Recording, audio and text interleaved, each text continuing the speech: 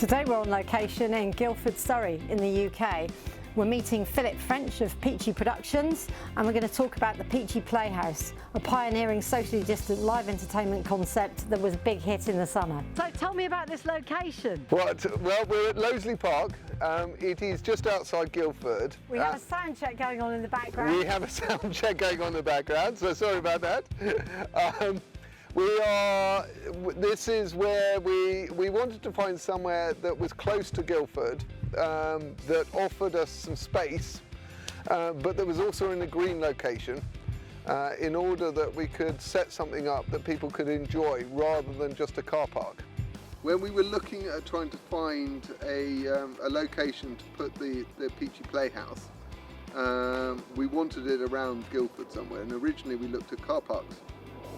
But we thought we needed, with local council regulations, we actually wanted to put it into an environment that was softer, and my colleague Hannah had worked at Loseley before, so we approached them and outlined what we were looking to achieve and what we wanted to do, and they were able to accommodate us. So they're only 2 miles away from Guildford, and it's such a tranquil city. You've also had quite a diverse lineup, haven't you? You've had comedy, live music, movies, and why was it important to have such a variety? Because our industry is made up of so many diverse parts. It would have been easy just to do a drive-in cinema experience, but again, with that, people are just being asked to turn up, they watch a film and they leave again. And we know from our industry how important live experiences are, and live comedy, live music, live entertainment, and importantly also live children's entertainment there is an energy there. There's an engagement between the audience and those up on stage, which we felt was important to bring to the table. And it's sort of, again, going back to that mental well-being, it gives people an ability just to be able to, for a couple of hours, just sort of go back to what used to be slightly normal, as opposed to this experience of being in closed space, locked down, and seeing everything from behind a computer screen. In terms of the technical production, has Peachy Productions provided all the elements? So Peachy Productions has provided probably about 95% of all the equipment that you will see down there. We haven't provided the toilets, because we don't do toilets. We haven't provided the marquees or the generators or the catering. But everything else that is on site, we're very fortunate that we actually own. So the LED, the stage covering, all of the lighting, all of the sound. We had the picket fencing manufactured specifically, and therefore it has enabled us to be able to do this without exposing ourselves too much from a financial perspective, because otherwise it would just be sitting in the warehouse gathering dust. We're a Guildford-based company, and we have been for the past 5-6 years. And when we were doing this, we wanted to involve other local Guildford companies who are events-based in order to actually give them something as well to be able to do. So, for instance, the caterers are a local caterers, Tipsy Pigs. They're a lovely company. The toilets are from a local company as well, and it was important to involve them in the project as much as ourselves. Yeah, the toilets are very important, aren't they? Lovely. It's the Posh first thing. dues. Here it is.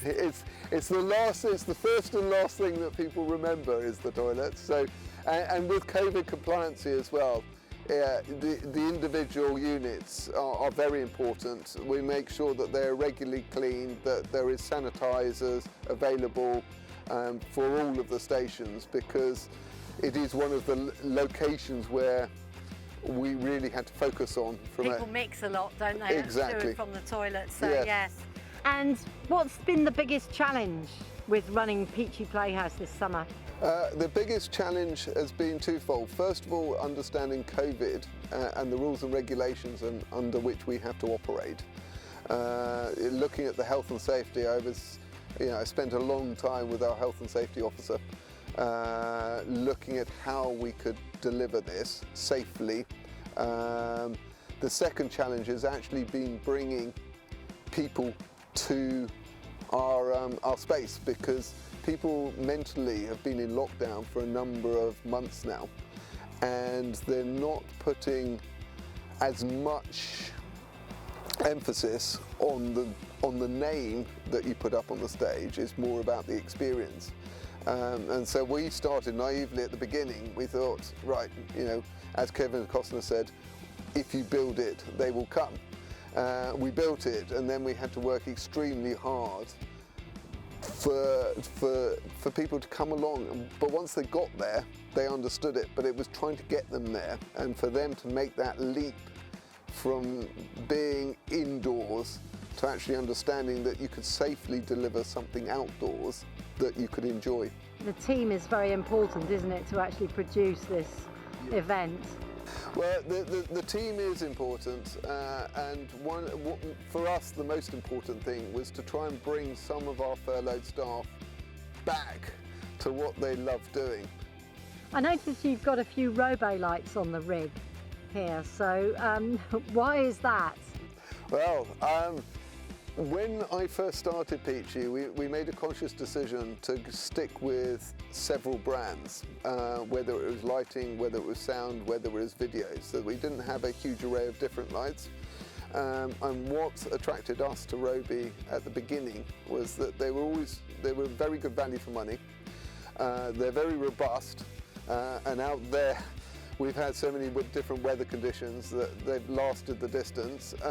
They also have a very good colour mix, which we like, and they've got a very smooth transition. So in terms of the movement of it, they also provide a lot of power and punch for their size, and size for us also was very important, because if as a flexible space where we're doing both cinema and live entertainment, we didn't want fixtures that started dominating the stage. They needed to be part of it. And with the 100s and the 150s, it's particularly with the 150s, the fact that you can do the zoom as well and focus. It gave us a light that was very flexible, that we could use in a lot of different scenarios. With the pointies, we use the pointies to light up the cathedral, the bell tower at the cathedral, and sort of the power that you get for the size of the light meant that it's enabled us, when, especially in the evenings, it means that we can throw the stage out into the audience and beyond as well. What has been the most enjoyable thing about running this series of shows? The first most enjoyable thing was getting the team back together, and being able to bring people back from furlough and getting them to do what they enjoy most, which is delivering a live event. I think the second one was actually it's having a vision and then standing on stage and seeing it there. After that, it's then seeing people's reactions when they drive in and they experience it, and seeing that smile and the laughter is why we do this job. It's about delivering entertainment and fun to people and gaining that energy out of people. And I think finally it's been learning how to operate in this environment, how to be able to deliver live events safely in this environment. Because what it does is it starts getting your brain thinking about how you can then do further stuff.